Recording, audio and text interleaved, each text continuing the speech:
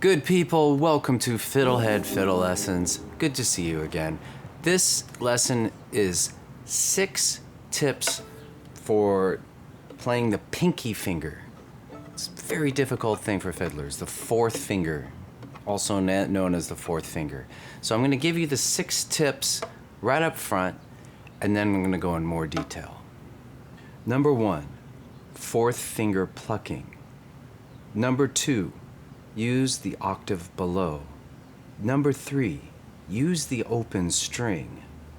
Number 4, practice with pedal patterns. Number 5, use 4th finger for a warmer sound. Number 6, use 4th finger for fast playing on a single string.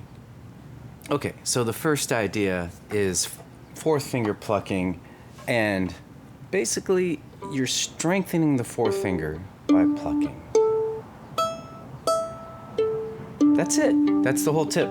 And the main thing that I would offer to you, beyond just having fun doing that, is ways to make it fun and challenging, play rhythm. So do like string crossing patterns.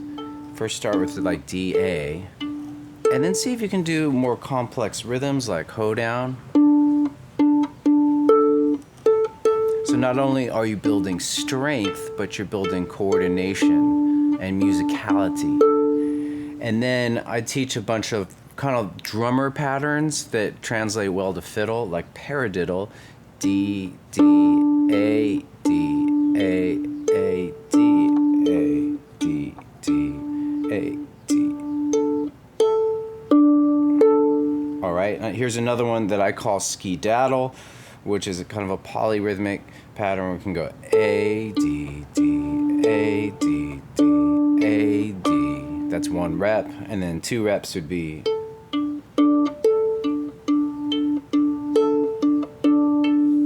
So this little practice is great. I love little practices like this because you can just fit it in anywhere. Let's say you're working on some new tune that's challenging for you.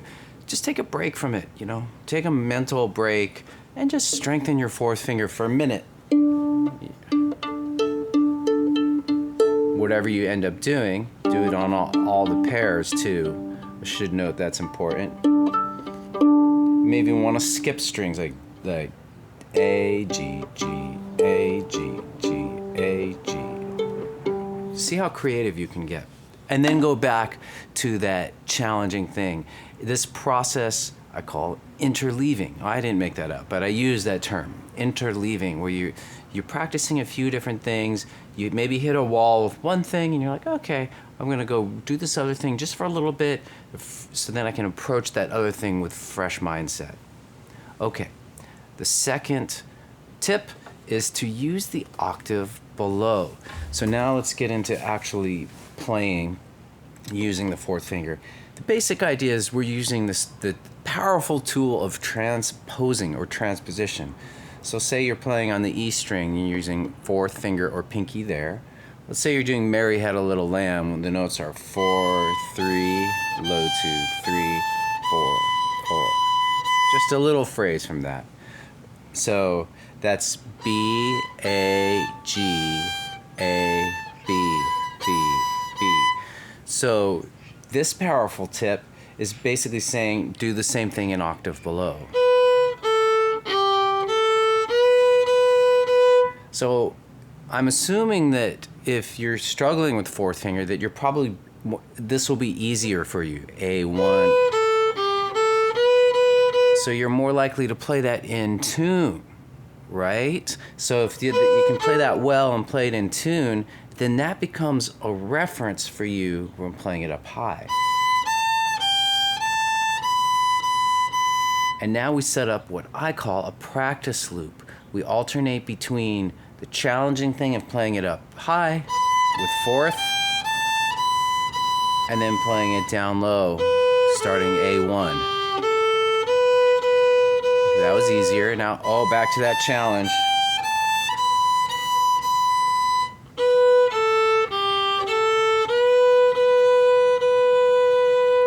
And so you could do that with anything really. And you don't even, it doesn't have to be a tune piece either. It could just be a simple pattern.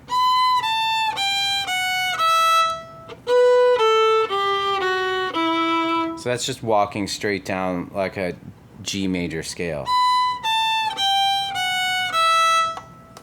A little flat today. Does that make sense? So, and then the same thing would apply if you're playing fourth on the A. And then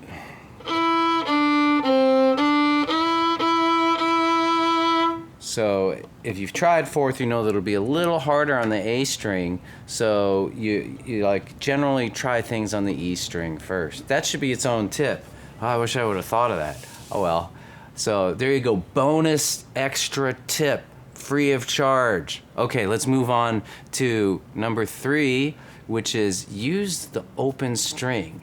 So what I mean by that is when you're playing fourth finger on A string, D string, or G string, so say you're playing A4, that's an E note. It's the same as the open E. So you use that open E as your reference for tuning. So let's say I know it's I can hear it's a little out of tune. Let's see, I push it sharp. Listen to the difference.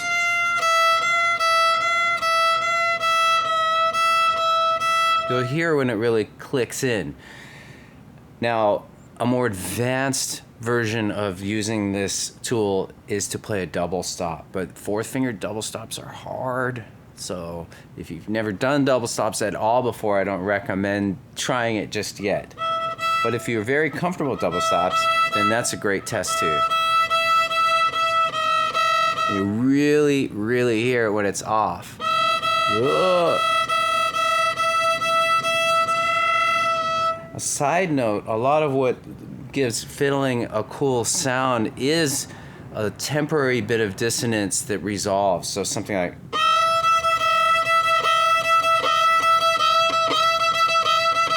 right? If we just sat in that dissonance of a flat fourth finger, like, it would be grating and everybody would walk out of your show. But if you kind of resolve it, it sounds. So that's just a little artistic note about using a little artistic slide to use that dissonance to your advantage. Okay, so let's move on to the 4th tip, which is to practice with pedal patterns. So a pedal pattern pedal patterns are just a term for you kind of keep alternating to one set note. So let's say your set note is open A.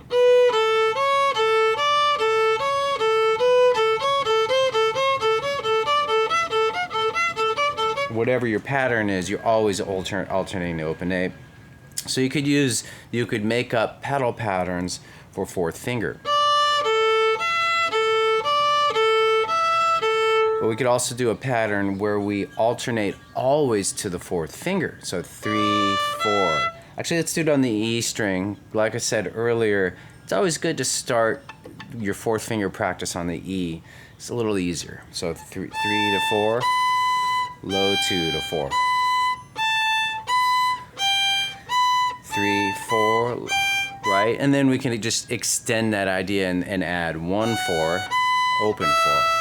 And now we do 4 steps of this pedal pattern. 3, 4, low 2, 4, 1, 4. You can double up the notes, add rhythms, and just, even with that one little pattern, by adding rhythms, you could really make it fun for yourself. You could really just have a ball playing this and just going deeper with it. It's a way to keep your brain in the game by adding little variations. So on the FiddleHed site, I have many lessons on different kinds of pedal patterns with play-along tracks for you to try out, but you can just do it on your own as well right now. I just recommend trying exactly that exercise right now. So these first 4 tips involve learning how to practice fourth finger, right? So the last two tips involve kind of knowing why we use it and when to use it, okay? So the fifth tip is that fourth finger gives the note it gives you a warmer sound. It's a warmer sound. So if you listen to A4 and assuming it's in tune, it's a much different sound than the open E. Part of what's going on is that when this A4 is perfectly in tune, you're going to resonate that open E. So it's got this rich sound. You're resonating the A string, but the E is also resonating sympathetically.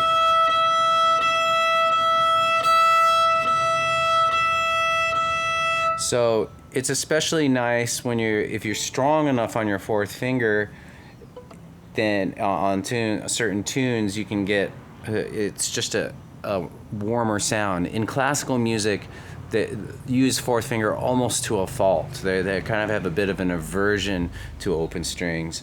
But anyway, I say whatever works best for the given situation. So say you're doing Danny Boy, you could do it with open E.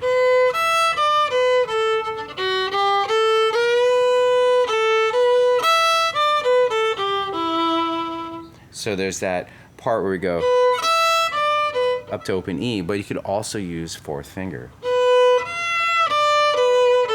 And if you add a little vibrato, then you really get people crying in their Guinness when you play it.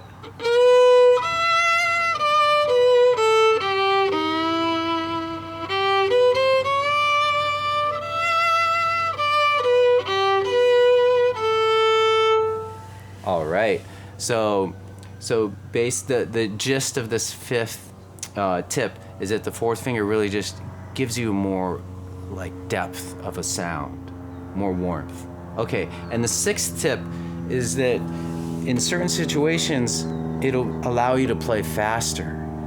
Let's say you wanted to do a trill. If you wanted to do the same thing with string crossing, it's almost impossible to get the same speed. Maybe actually impossible. I can't even come close with that. So, and then being able to do trills. Trills, in my way of thinking, are the basis for all the Irish embellishments. Like mordents, grace notes, turns. So being able to use that fourth finger gives you a lot of options for playing fast. Another thing, let's say you're not doing Irish music, you're doing something else that's just a fast run, like some really fast run. I can't think of a specific tune right now. But if you were to do that with open E, it'd be very awkward, but the fourth makes it kind of way faster and less awkward.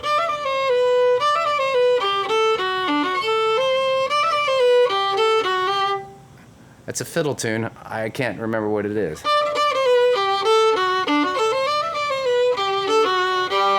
All right, if you know the answer, leave it in a comment. So I'm going to recap all 6 tips right now. Number 1, fourth finger plucking. Number 2, use the octave below. Number 3, use the open string. Number 4, practice with pedal patterns. Number 5, use fourth finger for a warmer sound. Number 6, use fourth finger for fast playing on a single string. Cool, so if you liked the video, do me a big favor. If you found it helpful, hit the like button and subscribe. That really helps the channel a lot. It helps me to keep doing what I do.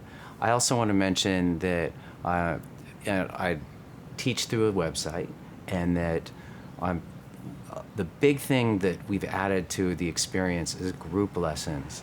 And they're a lot of fun. I've actually developed a lot of the way I teach now through doing the group lessons and having direct interaction with students.